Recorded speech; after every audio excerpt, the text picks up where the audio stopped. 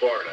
The preceding signal is a test of the public warning and alarm for transmitters in the west central and southwest Florida listening areas originating from Western Florida.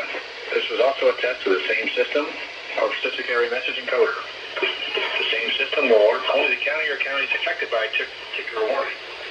These tests are conducted each Wednesday between 11 a.m. and noon, and again between 6 p.m. and 8 p.m. unless severe weather threatens. This concludes the weekly test. We now return to regular programming.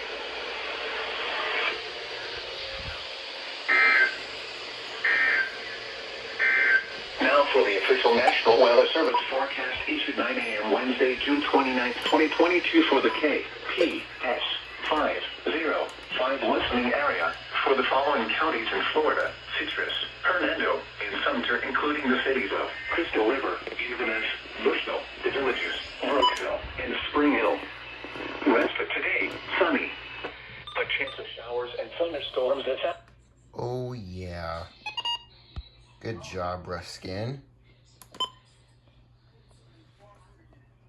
All the first header Radio Shacks went off. Man, that sounded good. Look at this.